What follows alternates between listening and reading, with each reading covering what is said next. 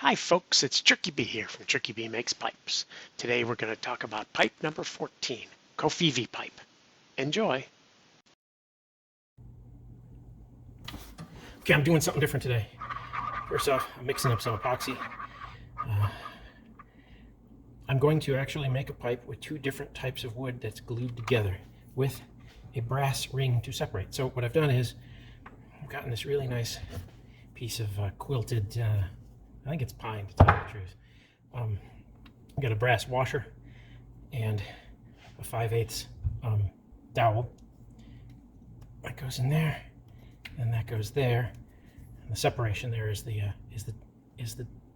brass washer. I'm going to epoxy those together nice and tight, and then I'll be able to machine that down with sanding and everything down to the washer, and end up with a nice little band like this. I checked out how it worked yesterday. It worked pretty well. This is an old piece of oak dowel. This oak dowel in the center is going to prevent it from any of the smoke having to touch this type of wood. I don't know whether this wood is good to smoke. It's pine, right? Pine is probably not so good to smoke through, but it'll just be at the very end, and it goes in here far enough so that when I set the stem will go into that dowel as opposed to going into this wood here. All right, gotta goop that all up.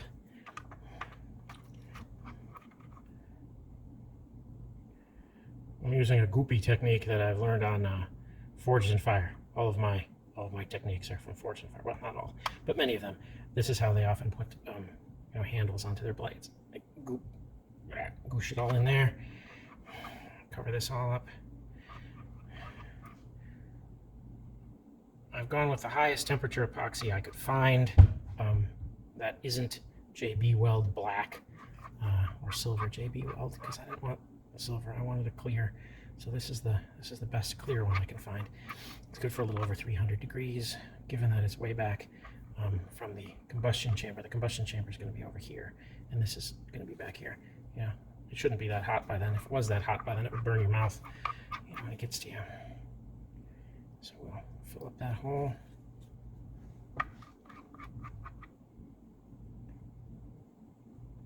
Cover this all. Got a bunch of it already on the washer, so it should be okay. Just using up the rest of this.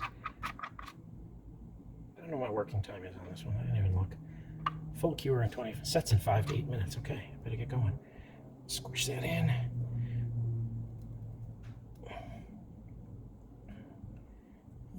Like that way. I got a clamp.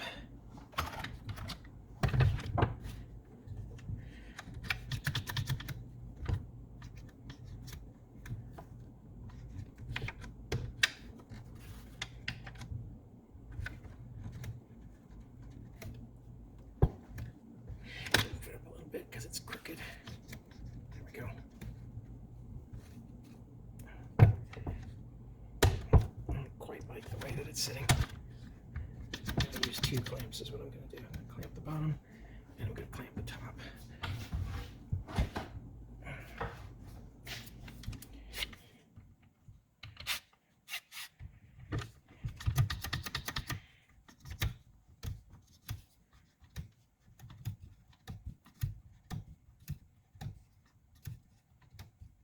That looks good. All right, we'll let that sit.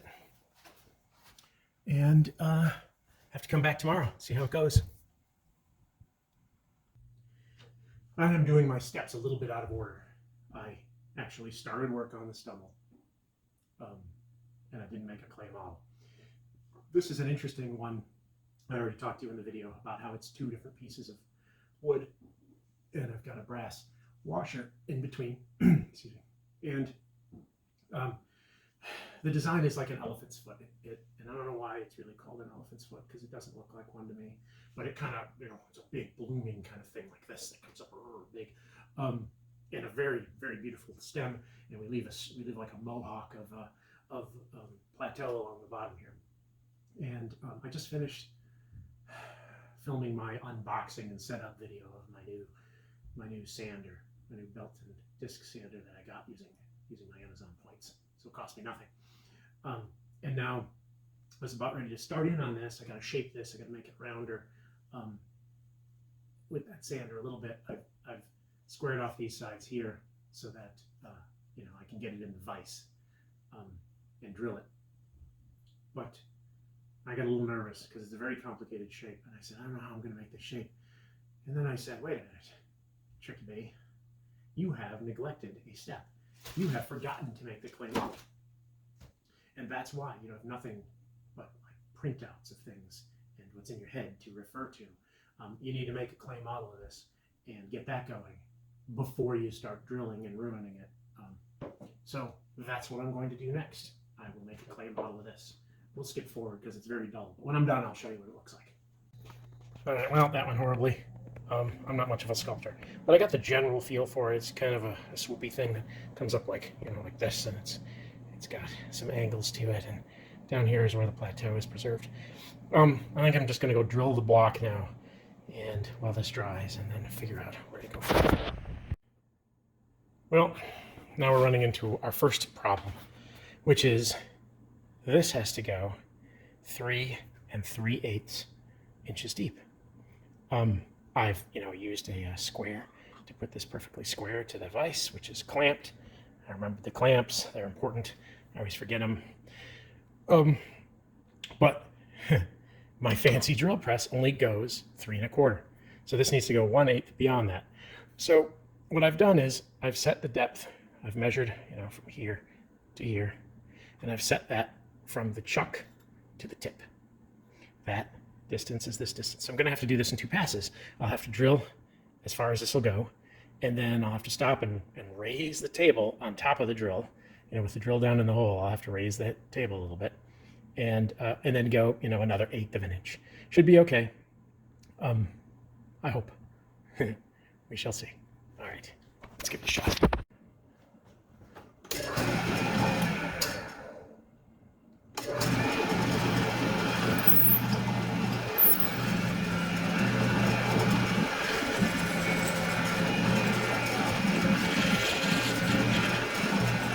I can see it deflecting a little bit that way as I go in. That's kind of concerning.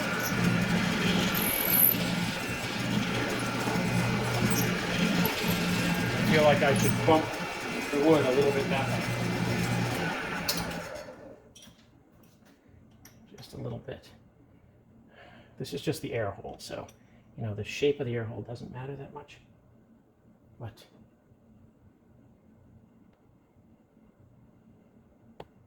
there we go. But I do want it to go straight down through the middle, because when I drill at it here, I don't want it coming out the side.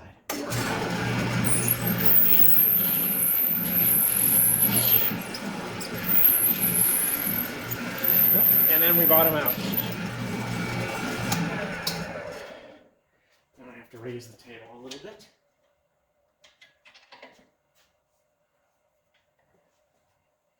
Hopefully do this without getting all, you know, it's going to swing a little.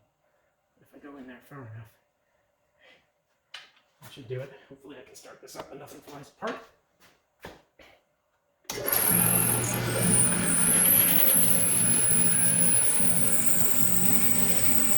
Of course, I can't like let the chips out very easily. Can't get it all the way out. But there we go. I'm bottomed out. So that should be the right depth. Lower this a little bit. I wonder if I can't. That's not quite the same spline. Interesting.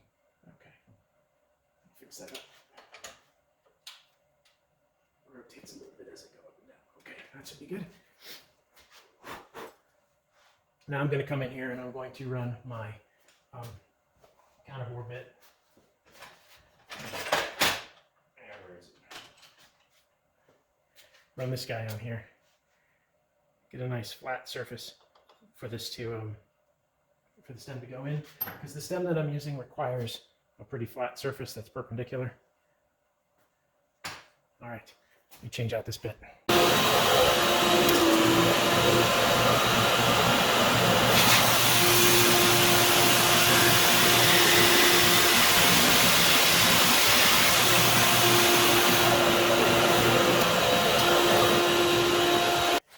All right, now this distance here is 1 1/4 inches,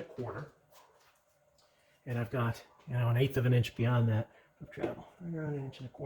So I've set my depth to just a slight bit above 1.25 inches, and it'll stop. And then I know when I go by hand, I have to start checking it more carefully, and I'll check it using the method I like, which is to blow like 80 psi of air into there, and when you break through, poop, chips will come flying up out of there. Works well. I'm going to at first have my shop vac running to vacuum up most of the chips as we go. I've got everything clamped down. I've tightened my little adjustment screws here that keep the thing from moving at all in any direction. Got it all lined up. Here goes nothing.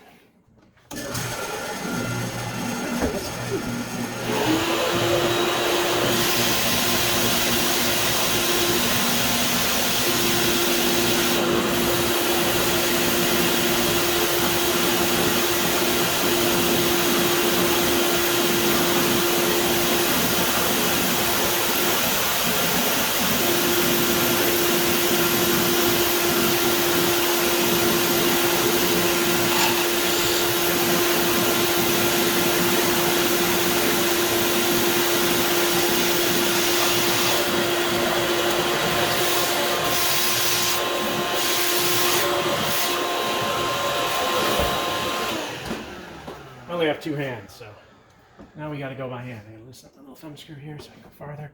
I shouldn't have to go much farther. Take my air.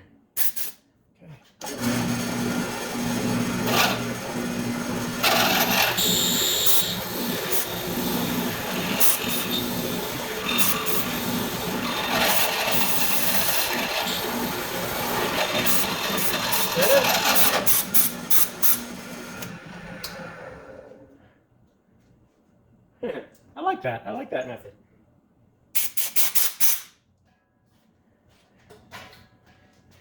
Oh. The only thing is I'm not quite sure whether I've gone quite far enough. I really can't see down in there at all. I can see the hole. Last time I had to clean it up a little bit by hand. I think I go just a touch farther.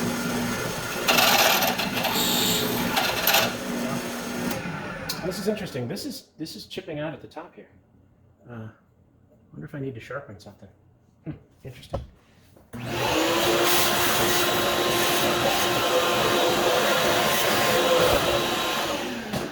13/16" bore. It's my widest one because I'm not going very deep on this one. A lot of mine are extremely deep. This one's not. All right, let's take it out and see what it looks like. And there we are. I had to clean it out a little because some chips got jammed up in it, which you wouldn't think would happen with me blowing air through it, but still, you just run a drill in there by hand. It's not a problem. Comes right through. Looks beautiful. That's perfect. This little defect right here will get ground away. Doesn't seem to go all the way through. Yeah, but I don't know what's the deal with these chipping. All this chipping around the edges here. This wood has a strange texture to it up here. I wonder if it's just a weak spot in the wood. But this whole top's going to get sanded, so that'll be all gone as soon as I finish. Okay. Next step is I do a little shaping with my new belt sander.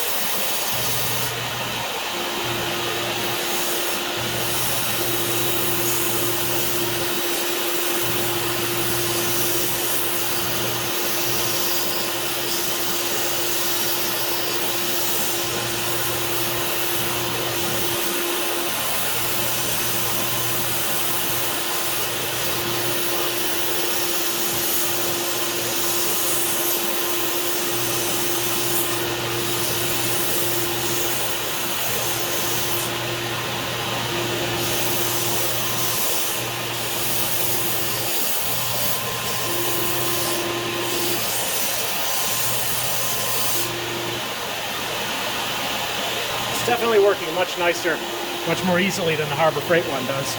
Though the Harbor Freight one, yeah, costs 1/6 of that.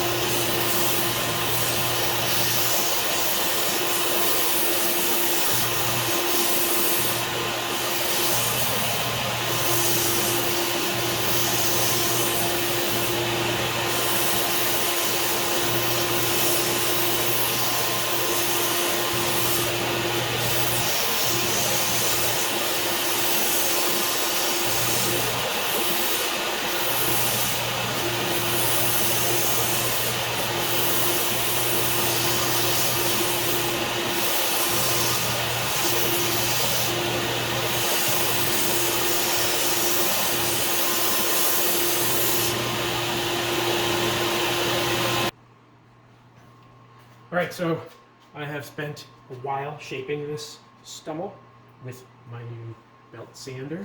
I really like it. The belt stays clean longer. I don't have to blow it out as much because it's a 42 inch instead of a 30. I ended up putting this back on here. There's enough slack here for what I was trying to do for a lot of this part here. And I really needed some stability. I needed that there.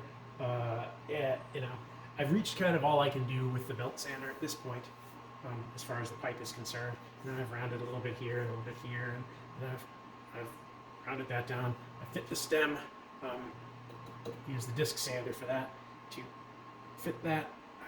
Fits beautifully. I've started to expose the brass. You can see the brass there.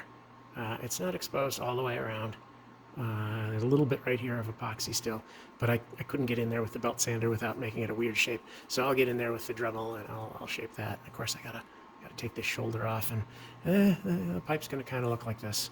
I'm gonna remove a lot of the weight. Right now it's freaking heavy. I'm gonna remove a lot of that weight, and it should look good. I think it's not at all gonna look like the one I'm trying to duplicate. Well, I should say not going to look that much like the one I'm inspired by, because that one is just really complicated. But I'm you know, this little brass ring with two pieces of wood, that's interesting and new. I'm enjoying that. You know, leaving this on the bottom, I've generally, when I've had plateau, I've left it around the top. It's the first time I've done it on the bottom. That should be interesting. You know, I gotta cut back on these two sides and leave a strip down the bottom.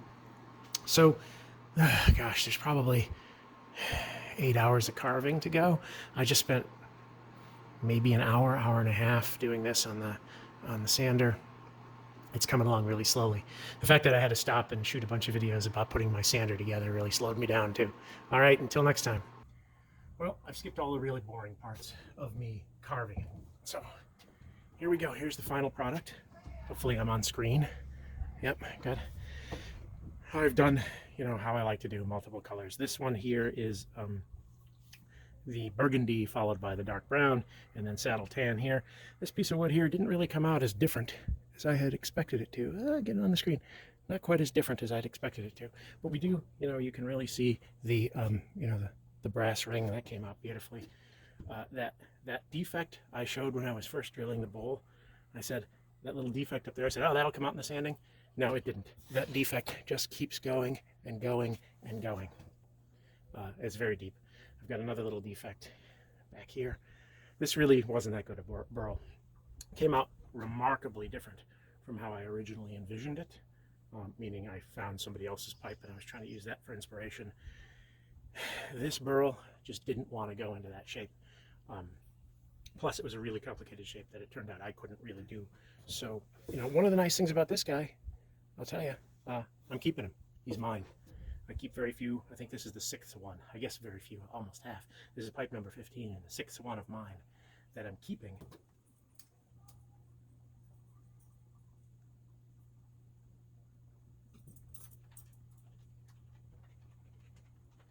When you break in a new pipe, you're not supposed to fill the bowl all the way. I think it's twice at half, once at 3/4, and then full after that. But it might be twice at 1/3, once at 2/3. I don't know. It's mostly superstition.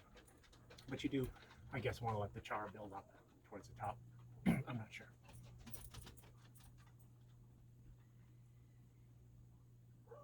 It's got a good draw. It's comfortable in the hand. I like it.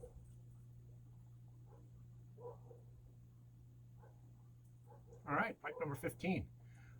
I'm quarantined right now. Well, not quarantined.